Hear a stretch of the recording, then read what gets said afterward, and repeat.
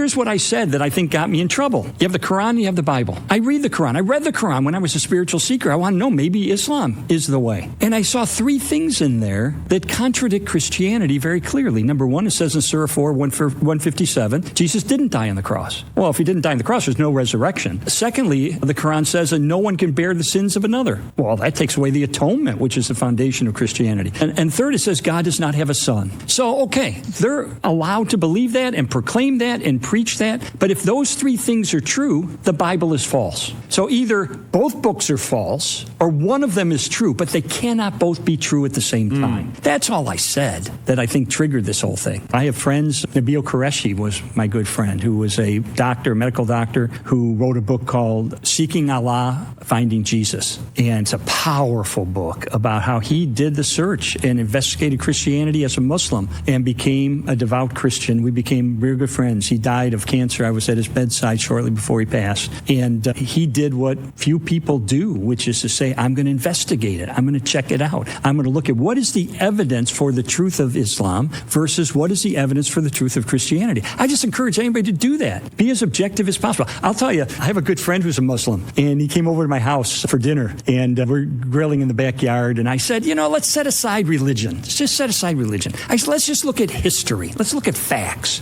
I've got all of this evidence that Jesus did die on the cross, these things we talked about earlier. I've got these 4 E's that point to not only the death of Jesus, but his resurrection from the dead. I said, these are first century sources. This goes right back to the beginning. And then I said, what have you got? You've got a book 600 years later by a guy who said an angel in a cave told him it isn't true. Surah 4, verse 157, Jesus didn't really die on the cross. I said, let's just weigh the historical data. Where does that come out? And he looked at me and said, I choose to believe the Quran. Okay, you have that freedom to do it, but I'm asking, where's the evidence? Where are the facts? Where's the data? And I believe it points toward the truth of Christianity.